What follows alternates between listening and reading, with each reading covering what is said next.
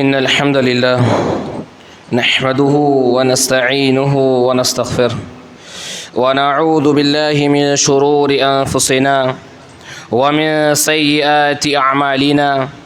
من يهده الله فلا مضل له ومن يضلل فلا هادي له وأشهد أن لا إله إلا الله وأشهد أن محمدا عبده ورسوله أما بعد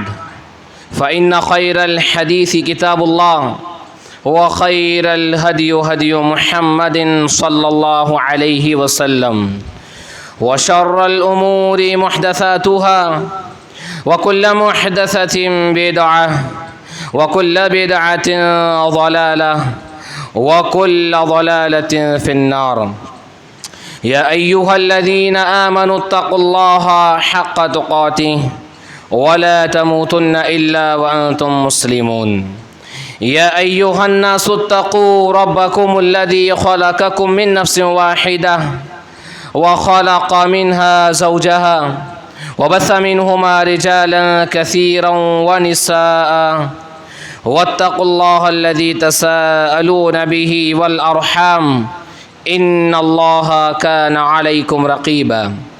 يا أيها الذين آمنوا اتقوا الله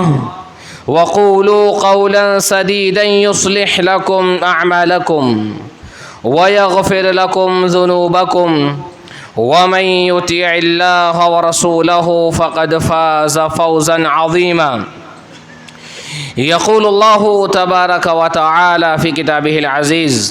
أعوذ بالله من الشيطان الرجيم بسم الله الرحمن الرحيم ولا تلبسوا الحق بالباطل وتكتموا الحق وأنتم تعلمون. وقال الله تبارك وتعالى: يعرفونه كما يعرفون أبناءهم وإن فريقا منهم ليكتمون الحق وهم يعلمون. تمام طرح کی تعریف اللہ تبارک و تعالیٰ کے لیے ہے جو خالق کائنات مالک ارض و سما ہے، جس نے انسانوں کو پیدا فرمایا ان کی رشد و ہدایت کے لیے اور اپنی رضا کے راستے کے لیے، اور لوگوں کو خیر اور شر کے درمیان تمیز اور فرق کا راستہ دکھانے کے لیے انبیاء علیہم الصلاۃ والسلام کو مبعوث فرمایا۔ درود و سلام ہو تمام انبیاء علیہم الصلاۃ والسلام پر، بالخصوص جناب محمد رسول اللہ صلی اللہ علیہ وسلم پر۔ اللہ تبارک و تعالیٰ کی بے شمار رحمتیں ہو پیارے نبی جناب محمد رسول اللہ کے آل بیت پر، آپ کے اہل و عیال پر۔ اللہ سبحانہ و تعالیٰ کی رحمتوں کا بے شمار نزول ہو جناب محمد رسول اللہ صلی اللہ علیہ وسلم کی پاکیزہ اصحاب کرام پر۔ اللہ سبحانہ و تعالیٰ سے دعا ہے: اللہم ارنا الحق حقا وارزقنا اتباعہ، اے اللہ جو حق ہے تو اسے ہمیں حق دکھا اور اس کی اتباع کی ہمیں توفیق دے، آمین۔ اللہم ارنا الباطل باطلا وارزقنا اجتنابہ، اے اللہ جو راستہ باطل ہے تو اسے ہمیں باطل دکھا اور اس سے اجتناب کی ہمیں توفیق دے، اللہم آمین۔ کتاب و سنت میں اگر ہم غور کریں یا احادیث مبارکہ کا مطالعہ کریں اور ان پر اگر نظر دوڑائیں یا ان کا جائزہ لیں تو کچھ مقامات، جگہیں ہمیں ایسی ملتی ہیں نبی علیہ الصلاۃ والسلام کے فرامین میں جو انتہائی عظمت والی ہے، اور جن کے لیے اللہ کے نبی علیہ الصلاۃ والسلام اور انبیاء کرام نے دعائیں کی، جن کے اندر خیر کے لیے، برکتوں کے لیے۔ مثال کے طور پر مکۃ المکرمہ، ابراہیم علیہ الصلاۃ والسلام نے اس کے لیے دعا کی: ربی جعل ھذا البلد آمنا، اے اللہ تبارک و تعالیٰ تو اس شہر کو امن والا بنا دے۔ اور آگے دعا کے اندر ہے: وارزق اہلہ من الثمرات من آمن باللہ منہم والیوم الآخر، اور اللہ تبارک و تعالیٰ تو اس شہر والوں کو پھلوں کا رزق عطا فرما جو ان میں سے ایمان لائے اللہ پر اور یوم آخرت پر۔ مدینہ منورہ کے متعلق اللہ کے نبی علیہ الصلاۃ والسلام کی دعا بڑی معروف ہے: اللہم بارک لنا فی صاعنا و مدنا، اللہ تو ہمارے صاع اور مد میں برکت دے۔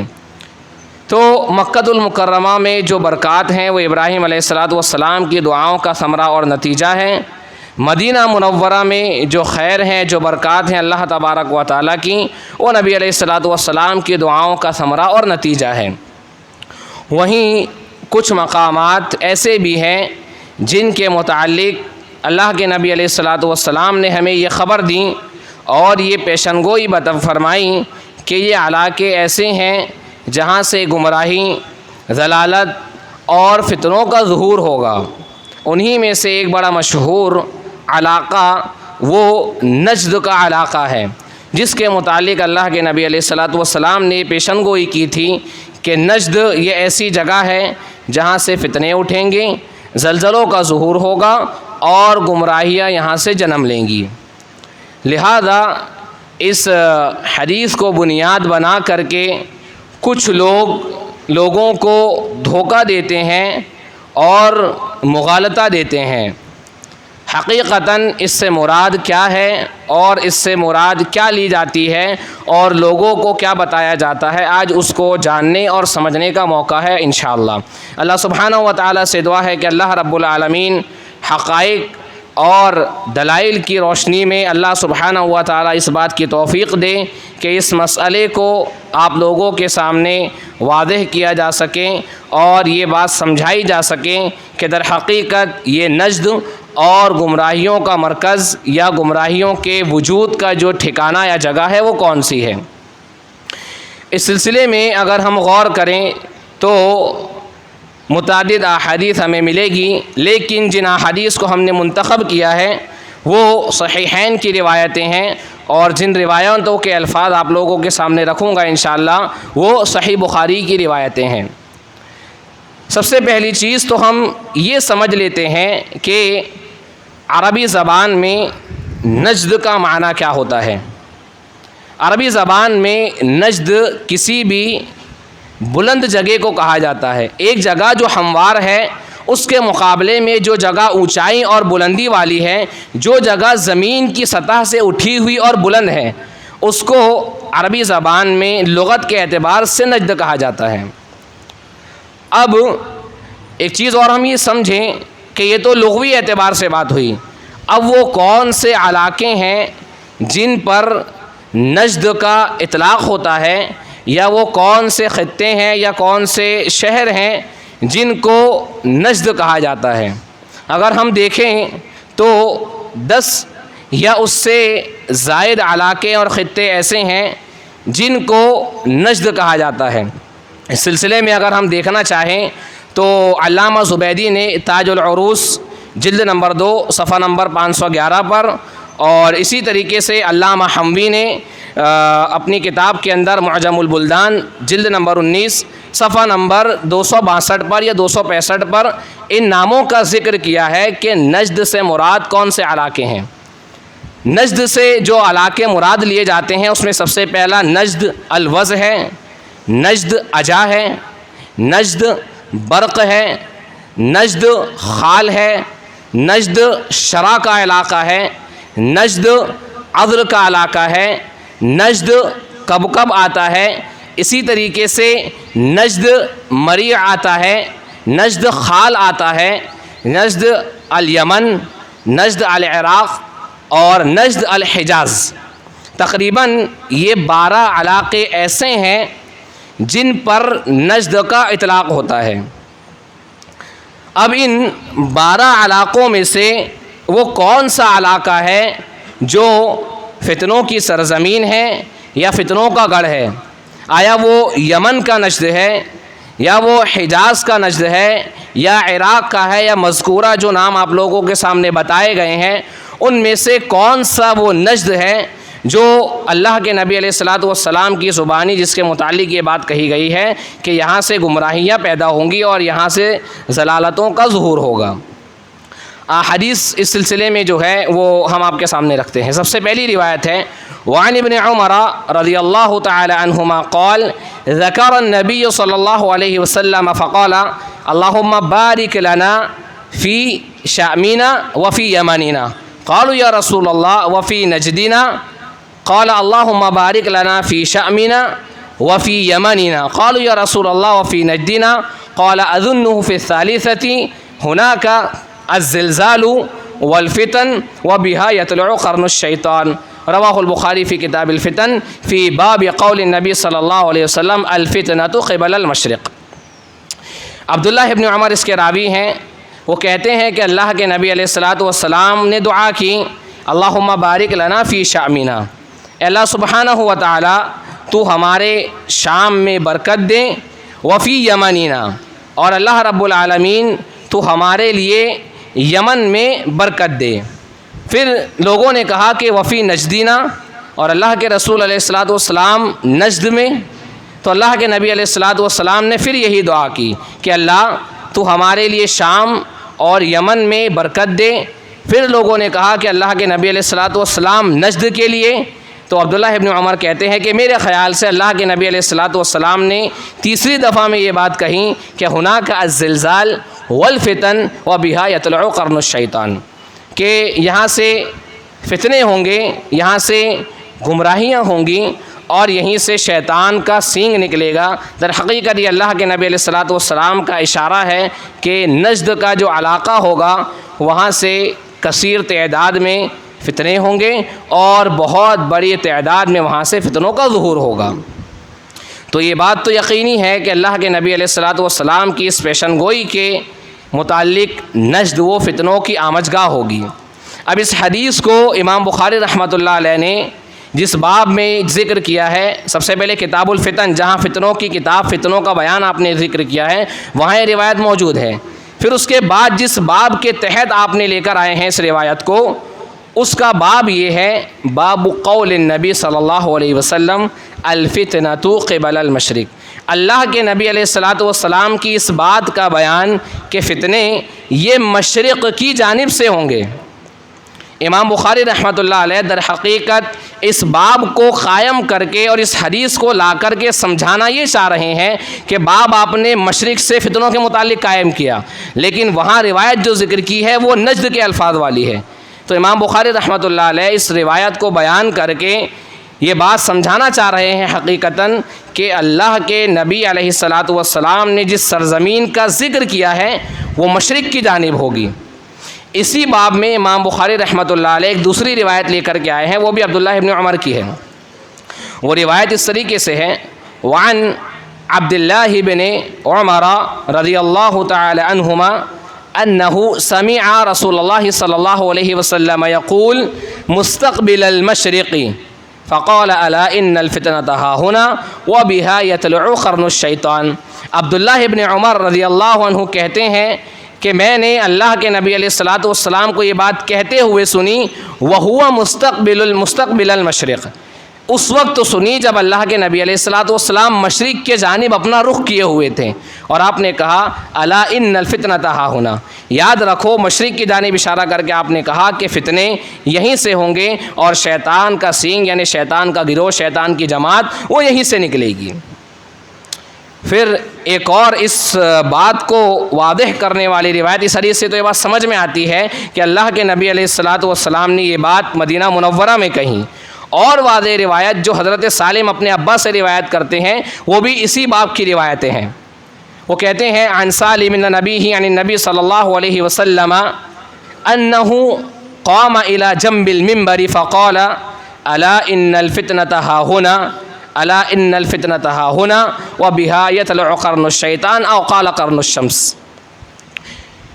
حضرت سالم اپنے ابا سے روایت کرتے ہیں کہ ان کے ابا نے کہا کہ اللہ کے نبی علیہ الصلاۃ والسلام منبر کی ایک جانب کھڑے ہوئے، اور آپ نے منبر کی ایک جانب کھڑے رہ کر اشارہ کیا مشرق کی طرف، اور فرمایا کہ یاد رکھو خبردار فتنے اس جگہ سے آئیں گے اور فتنوں کا ظہور یہاں سے ہوگا۔ ان تینوں روایتوں کو امام بخاری رحمۃ اللہ علیہ نے جس باب کے تحت لائے ہیں وہ باب یہی ہے کہ اللہ کے نبی علیہ الصلاۃ والسلام کی بات کا مطلب یا اللہ کے نبی علیہ الصلاۃ والسلام کا جو فرمان ہے کہ مشرق سے فتنوں کا ظہور ہوگا، اس سے مراد کون سی زمین ہے؟ اب اللہ کے نبی علیہ الصلاۃ والسلام مدینہ منورہ میں مسجد نبوی کے منبر کے پاس سے آپ نے کھڑے رہ کر اشارہ کیا مشرق کی جانب۔ اب اگر ہم دیکھیں تو جو 12 علاقے آپ لوگوں کے سامنے 11 یا 12 جو ذکر کیے گئے ہیں، جب ان کی جہت یا سمت کا اندازہ لگایا جائے یا دیکھا جائے تو مدینہ منورہ سے مشرق کی عین جانب جو نجد کا علاقہ آئے گا وہ نجد العراق ہے. نجد العراق یعنی عراق کا جو نجد ہے وہ مدینہ منورہ سے سمت کے اعتبار سے عین مشرق کی جانب پڑتا ہے. لہذا یہ بات اچھی طریقے سے سمجھ لینی چاہیے اور واضح ہو جانی چاہیے کہ سمت کے اعتبار سے، جہت کے اعتبار سے بھی، اور ان احادیث کی روشنی میں جس مشرق کا ذکر کیا گیا ہے وہ مشرق عراق کا علاقہ ہے، جو اللہ کے نبی علیہ الصلاۃ والسلام نے کہا کہ یہ سرزمین فتنوں اور گمراہیوں کا سرچشمہ اور مرکز بنے گی، وہ عراق کی زمین ہوگی، جس کے مشہور شہر کوفہ، بصرہ اور بغداد وغیرہ ہیں. یہ تو بات ایک دم واضح ہو جانی چاہیے یا ہو گئی ہوگی کہ اس سے مراد یہ عراق کا علاقہ ہے جس کے متعلق اللہ کے نبی علیہ الصلاۃ والسلام نے پیشن گوئی کی تھی. اب کچھ لوگ اس روایت کو اس نجد پر فٹ کرتے ہیں یا اس نجد کو اس روایت کا مصداق ٹھہراتے ہیں جو یمن اور حجاز کے علاقے میں پڑتا ہے. ایسا نہیں ہے کہ اس جگہ سے کچھ برائیاں نہیں اٹھیں، کچھ برائیاں، خرابیاں ہر جگہ ہوتی ہے، اچھائیاں ہر جگہ ہوتی ہے، لیکن جب ہم غور کریں تاریخ کی روشنی میں شواہد کی بنیاد پر تو یہ بات واضح طور پر سمجھ میں آئے گی کہ حقیقتاً جو عراق کا علاقہ ہے، جو کوفہ، بصرہ اور اس کے اطراف کے جو علاقے ہیں، وہاں سے جس قدر فتنے اٹھیں اور جو گمراہیاں وہاں سے پیدا ہوئی ہیں اس جیسی گمراہیاں کہیں اور سے پیدا نہیں ہوئی. اب ہم جب جائزہ لیں اور دیکھیں کہ اس علاقے سے کون کون سی گمراہیاں پیدا ہوئیں یا کس طریقے کے فتنے اس علاقے سے اٹھیں، تو ہم یہ چیز سب سے پہلے جب تاریخ کے حوالے سے دیکھیں تو سیدنا عثمان بن عفان رضی اللہ تعالی عنہ کی خلافت اور ان کے عہدے کو لے کر جو شکوک، جو شبہات اور جو اعتراضات اٹھائے گئے، یا حضرت عثمان بن عفان رضی اللہ عنہ کے خلاف جو بغاوت کی سازش رچی گئی، جس کا نتیجہ عثمان بن عفان رضی اللہ عنہ کی مظلومانہ اور دردناک شہادت کے نتیجے میں سامنے آیا، وہ اعتراضات اور شکوک و شبہات کا سلسلہ یہیں عراق سے دراز ہوا اور عراق سے لے کر یہ مصر تک کے پھیلا، جس کے نتیجے میں بلوائی سیدنا عثمان بن عفان رضی اللہ تعالیٰ عنہ کا محاصرہ کیے اور ان کو مظلومانہ دردمندانہ شہید کر دیا گیا. تو یہ فتنہ بھی عراق سے اٹھا، جس کا نتیجہ سیدنا عثمان بن عفان رضی اللہ عنہ کی اپنے گھر میں دردناک شہادت کے روپ میں اور دردناک شہادت کے نتیجے میں سامنے آیا. اسی طریقے سے صحابہ کرام کے اجتہادی اختلافات کو جو جمل اور صفین نام کی بھینکر جنگوں کا جو نتیجہ اور جو ثمرہ ہوا، یہ اسی سرزمین عراق میں ہوا. صحابہ کرام کے جو اجتہادی معاملات تھے، ان اجتہادی معاملات کو جو جنگ کی صورتحال بنی، چاہے صفین ہو یا وہ جمل ہو، جس کے اندر ایسا خون بہا یا ان پاکیزہ نفوس کا خون بہا جس کی تلافی قیامت تک نہیں کی جا سکتی. یہ جنگ دو عظیم جنگیں جو اسلامی تاریخ کی بڑی دردناک جنگیں ہیں اور جو صحابہ کرام کے اجتہادات تھے، لیکن اللہ تبارک و تعالیٰ کی قضا اور قدر کہ وہ جنگی صورتحال میں ختم ہوئی. اور اس کے پیچھے بھی جو لوگ کار فرما تھے وہ یہی عراقی لوگ تھے جنہوں نے ان معاملات، ان اجتہادی مسائل کو دو خورز جنگوں کی شکل دی. یہ دوسرا فتنہ جو یہاں پر رونما ہوا. تاریخ اور سالوں کے اعتبار سے آگے پیچھے تعداد ہو سکتی ہے یا واقعات اور حوادث ہو سکتے ہیں، لیکن اہم چیز یہ ہے کہ آپ لوگوں کو بتانا مقصود یہ ہے کہ حقیقتاً جو سرزمین فتنوں کی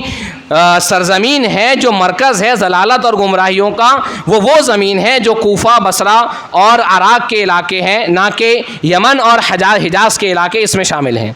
اسی طریقے سے خوارج کا فتنہ، جنہوں نے سیدنا علی رضی اللہ عنہ کے خلاف خروج کیا، اور بعد میں جن کو سیدنا علی رضی اللہ تعالی عنہ نے نہروان نامی مقام پر جن کے ساتھ جنگ کی اور جن کو قتل کیا، یہ خوارج کا فتنہ یہ عراق سے اٹھا۔ وہ خوارج جو مسلمان حاکموں سے لے کر مسلمان عوام تک کے ان کے جان، مال، عزت، آبرو سب کو حلال سمجھتے ہیں، اور جو تمام مسلمان ان کے ائمہ، ان کے حکام، ان کی عوام سب کے سب کو کافر اور مرتد مانتے ہیں۔ ان خوارج کا فتنہ بھی یہیں عراق سے اٹھا۔ اسی طریقے سے جہمیہ یا معطلہ، جنہوں نے اللہ تبارک و تعالیٰ کی صفات کی نفی کی، اللہ تبارک و تعالیٰ کی صفات کا انکار کیا، حتیٰ کہ اللہ تبارک و تعالیٰ کے دیدار اور مومنوں کی اللہ رب العالمین کی رؤیت تک کا انکار کیا، اور جنہوں نے اللہ سبحانہ و تعالیٰ کی صفات کی نفی کی، ان جہمیہ اور معطلہ کا بانی جہم ابن صفوان یہ بھی عراقی تھا۔ تو اللہ رب العالمین کی صفات کا انکار کرنے والے اور اللہ رب العالمین کی صفات کی نفی کرنے والی یہ جماعت بھی اسی عراق کی سرزمین سے پیدا ہوئی۔ اسی طریقے سے معتزلہ، جنہوں نے خلق قرآن کے قرآن، اس کے علاوہ بھی ان کے عقائد ہیں اللہ رب العالمین کی صفات کا انکار، اللہ کی صفات کی نفی، لیکن ان کا ایک جو ممتاز عقیدہ ہے جس کی وجہ سے جانے اور پہچانے جاتے ہیں معتزلہ،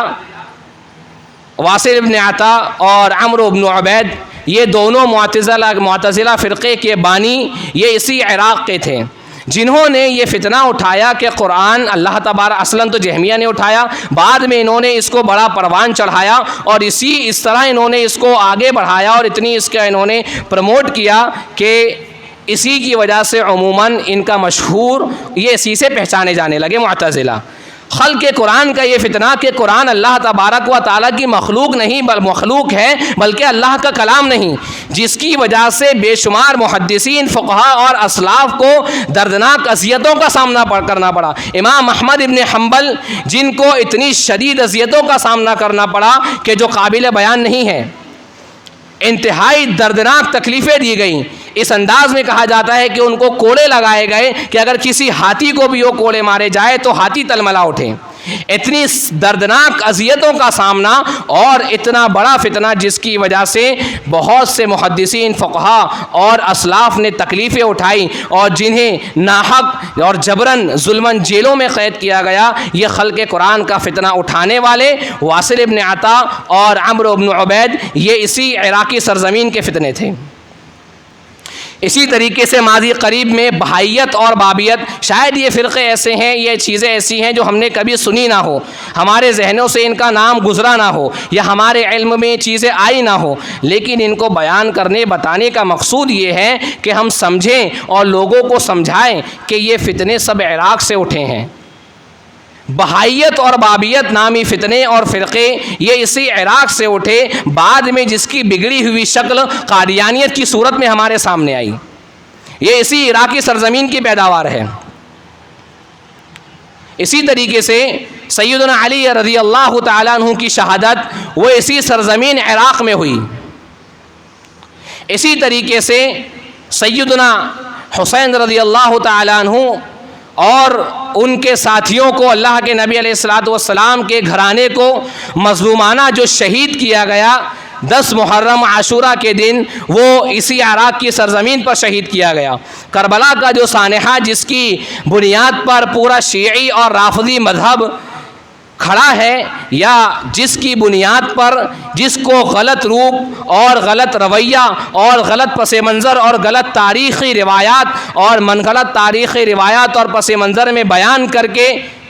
شیعیت اور سنیت کا ایک جو اختلاف برپا کیا گیا، یہ بھی اسی سرزمین عراق کے اندر ہوا۔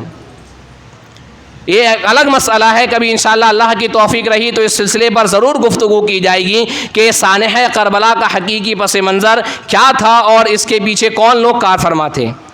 حضرت حسین رضی اللہ تعالیٰ عنہ کو جھوٹے خطوط لکھ کر کے کربلا میں دھوکے سے شہید کرنے والے کوئی اور نہیں بلکہ یہ عراقی اور کوفی ہیں، جو آج ان کی محبت کے نام پر جھوٹا ڈھونگ رچتے ہیں اور مسلمانوں کو دھوکہ دیتے ہیں۔ یہ کوئی اور قوم نہیں بلکہ یہ عراقی قوم ہے، جنہوں نے سیدنا حسین رضی اللہ تعالیٰ عنہ کو مظلومانہ شہید کر دیا۔ اسی طریقے سے آج اسلام کے نام پر شیعیت، رافضیت اور سنیت کا یہ جو فرقہ، یہ تفرقہ، جو اختلاف ہے لوگوں کے سامنے، یہ رافضیت بھی اسی جگہ کی پیداوار ہے۔ اسی طریقے سے اگر ہم دیکھیں تو تاتاریوں اور ترک نے مل کر کے مسلمان حکومت کی جو اینٹ سے اینٹ بجائی اور جو مسلمانوں کے اتحاد کو پارا پارا کیا اور جو مسلمان امت کا، ان کی وحدت کا پارا پارا کر دیا اور مسلمانوں کا انتہائی بے رحمی سے خون بہایا، یہ کوئی اور نہیں بلکہ یہ اسی عراقی سرزمین کی پیداوار ہے۔ اگر ہم غور کرتے چلے جائیں اور تاریخ کے حوالوں سے اگر ہم دیکھتے جائیں تو بے شمار حوادث اور بے شمار واقعات ایسے ہیں جو اس بات کی گواہی اور شہادت دیتے ہیں کہ یہ فتنوں کی سرزمین یہ عراق ہے، یہ کوفہ اور اس کے اطراف کے علاقے ہیں جہاں سے بے شمار فتنے رونما ہوئے۔ اسی طریقے سے اگر ہم دیکھیں اور غور کریں تو بہت ساری مثالیں اور نموذج ہمیں ملیں گے۔ رافضیت جنہوں نے اسلام کی ابتدا ہی سے لے کر، چاہے وہ سیدنا حسین رضی اللہ تعالیٰ عنہ کی شہادت سے لے کر ہو، یا اگر ہم اور قریب آئیں اور دیکھتے جائیں تو سب سے پہلے اسلامی وحدت کو توڑنے والے اور مسلمانوں کی خلافت کا اتحاد توڑنے والے کوئی اور نہیں بلکہ شیعوں کی عبیدیہ حکومت تھی۔ برطانیہ میں اگر ہم دیکھیں تو وہاں اسلامی خلافت کا بائیکاٹ کرنے والے یہ کوئی اور نہیں بلکہ یہ فاطمی حکومت ہے۔ امت مسلمہ میں بدعات کا ایجاد کرنے والی کوئی اور نہیں، یہ شیعوں کی باطنیوں کی حکومت ہے۔ علی کل حال اسی طریقے سے ایک اور بہت بڑا فتنہ جو عراق کی سرزمین سے اٹھا وہ مختار بن ابو عبید الثقفی کا فتنہ تھا، جس نے ختم نبوت کا انکار کر کے اپنے نبی ہونے کا دعویٰ کیا۔ یہ مختار بن ابو عبید الثقفی بھی اسی عراقی سرزمین کا پیداوار ہے۔ میرے عزیزوں، ان تمام حوادث کو یا ان تمام چیزوں کو ذکر کرنے کا مقصد جو ہے وہ آپ لوگوں کو یہ بات بتانا، سمجھانا ہے۔ اگر ہم دیکھیں تو احادیث کی روشنی میں، احادیث کے مطابق جو دجال کا حتیٰ کہ ظہور ہوگا وہ بھی اسی عراقی سرزمین میں ہوگا۔ دجال کا جو ظہور ہے وہ اسی عراق کی سرزمین سے ہوگا۔ یعنی آپ دیکھتے جائیں، غور کرتے جائیں کہ جتنے بڑے بڑے فتنے ہیں وہ سارے کے سارے فتنوں کا ظہور وہ اسی سرزمین سے ہوا ہے۔ اور اس طریقے کی احادیث جو اللہ کے نبی علیہ الصلوۃ والسلام ہمیں بتاتے ہیں کہ یہاں سے فتنے اٹھیں گے یا یہ فتنے ہوں گے یا ایسا دور آئے گا، ان احادیث کو بیان کرنے کا مقصد صرف ہمیں ان چیزوں کو ہمارے سامنے لانا یا آگاہ کرنا نہیں ہوتا بلکہ اہل علم یہ بات ذکر کرتے ہیں کہ اس طریقے کی چیزوں کو بیان کرنے کا مقصد ہم سب لوگوں کو یہ بات سمجھانا بھی ہوتا ہے کہ اگر اس طریقے کے فتنے آئیں، اس طریقے کے علاقے اگر آئیں یا ایسی چیزیں تمہارے سامنے آئے تو تم اپنے آپ کو بچاؤ، اپنے آپ کو ان فتنوں سے دور رکھو۔ صحیح مسلم وغیرہ کی روایت کے مطابق یا دوسری دیگر کتابوں میں روایتیں موجود ہیں کہ اللہ کے نبی علیہ الصلوۃ والسلام نے یہ بات کہی ہے، بادروا بالعمل فتنہ، کہ فتنوں کا دور آنے سے پہلے اعمال میں، خیر کے اعمال میں جلدی کرو۔ فتنے کیسے ہوں گے؟ کاقطع اللیل المظلم، اندھیری رات کے ٹکڑوں کی طرح، یعنی جس طریقے سے رات انتہائی تاریک اور اندھیری ہوتی ہے، انسان کو سمجھ نہیں پڑتا، ویسے ہی فتنے آئیں گے۔ تو ایسے فتنوں کا دور آنے سے پہلے اعمال میں جلدی کرو۔ اور اللہ کے نبی علیہ الصلوۃ والسلام نے کہا فتنے کیسے ہوں گے؟ یصبح الرجل مؤمنا ویمسی کافرا، آدمی صبح ہوگا تو ایمان والا ہوگا، جب شام ہوگی تو کافر ہو جائے گا۔ ویمسی کافرا ویصبح مؤمنا، اور اگر وہ شام میں صبح کرے گا تو صبح ہوتے ہوتے وہ کافر ہو جائے گا۔ یعنی بیان کرنے کا مقصود یہ ہے کہ ایسے فتنوں کا دور آئے گا، ایسے فتنوں کا ظہور ہوگا کہ آج آدمی صبح ایمان والا ہے، شام میں کافر ہو گیا، آج شام میں ایمان والا ہے تو صبح کافر ہو گیا۔ ایسے فتنوں کا دور جب اللہ کے نبی علیہ الصلوۃ والسلام نے کہا آئے تو کیا کرو؟ بادروا بالعمل، نیک اعمال میں جلدی کرو، خیر کے اعمال میں جلدی کرو۔ در حقیقت یہ ہمارے لمحہ فکریہ ہے، دعوت ہے ہمارے لیے کہ ایسے فتنوں کا دور جو ہمارے سامنے ہیں، جہاں آج ہمارے لیے پوری امت کو، مسلمانوں کو معاشی اعتبار سے، منہجی اعتبار سے، عقیدے کے اعتبار سے، تعلیم و تربیت کے اعتبار سے، عزت کے اعتبار سے، ہر اعتبار سے آج جب فتنے ہیں تو یہ ہمارے لیے لمحہ فکریہ ہے، دعوت ہے کہ اب بھی اگر ہم نے ہوش کے ناخون نہیں لیے، اب بھی اگر ہم غفلت میں پڑے رہے تو ہمارا انجام خیر کا نہیں ہو سکتا۔ ایک اور اہم چیز جو آپ لوگوں کے سامنے رکھوں وہ یہ ہے کہ علاقوں کی پہچان وہاں کے لوگوں سے ہوتی ہے۔ جہاں جس وقت جس طرح کے لوگ آباد رہیں گے، وہاں اس وقت اس علاقے کے اعتبار سے اس علاقے کی حکم اور اس علاقے کی پہچان ہوگی۔ یقیناً عراق کی سرزمین سے بہت سارے فتنے اٹھے اور قیامت تک اٹھتے رہیں گے،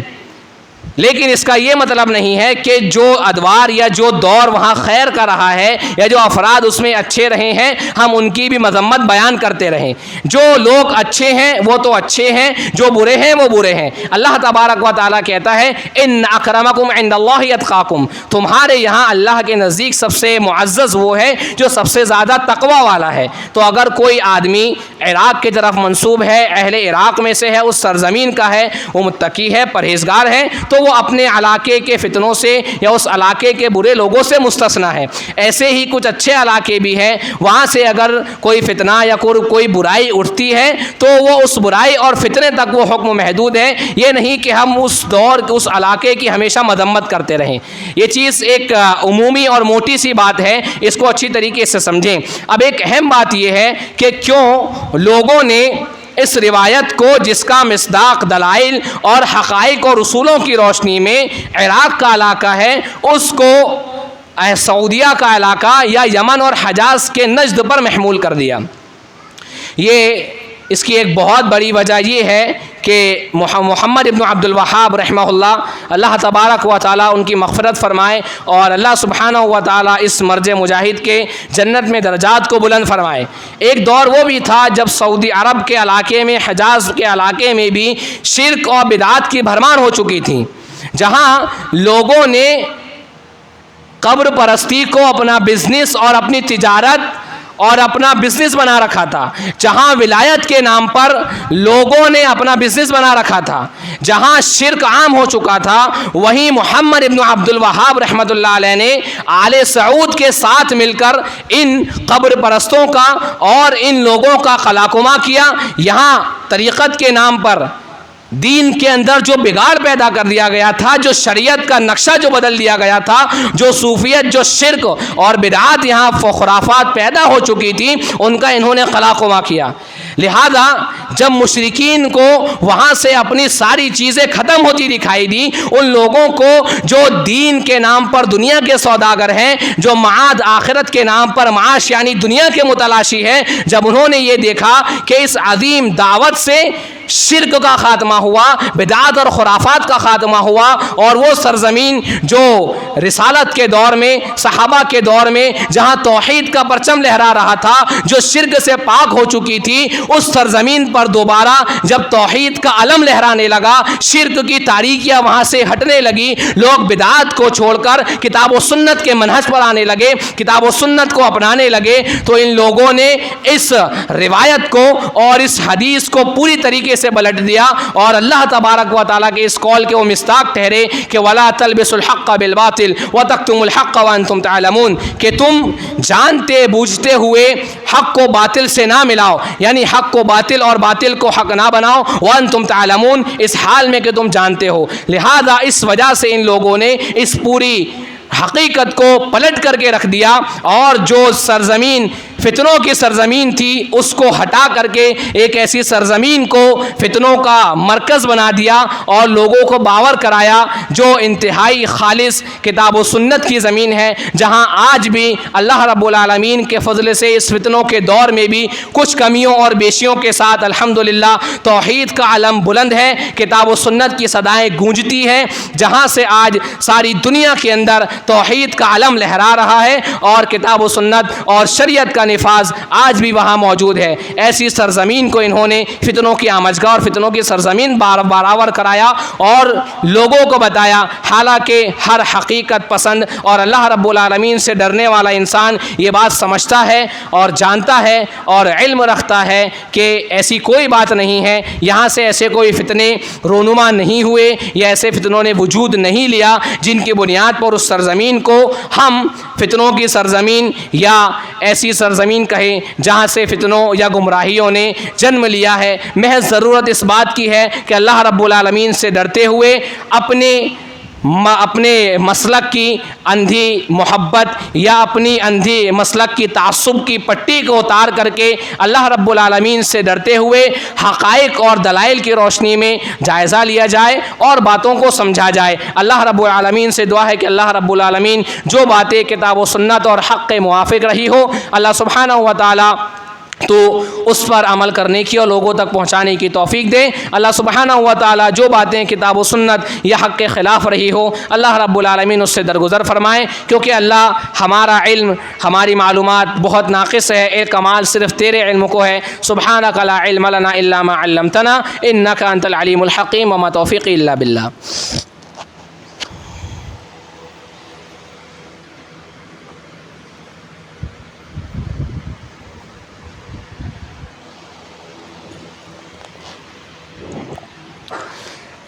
ان الحمد للہ نحمده ونستعینه ونستغفره ونعوذ باللہ من شرور انفسنا ومن سیئات اعمالنا من يهده الله فلا مضل له ومن يضلل فلا هادي له واشهد ان لا اله الا الله واشهد ان محمدا عبده ورسوله ان الله وملائكته يصلون على النبي يا ايها الذين امنوا صلوا عليه وسلموا تسليما اللهم صل على محمد وعلى ال محمد كما صليت على ابراهيم وعلى ال ابراهيم انك حميد مجيد اللهم بارك على محمد وعلى ال محمد كما باركت على ابراهيم وعلى ال ابراهيم انك حميد مجيد ان الله يأمر بالعدل والإحسان وإيتاء ذي القربى وينهى عن الفحشاء والمنكر والبغي يعظكم لعلكم تذكرون ولذكر الله أكبر والله يعلم ما تصنعون۔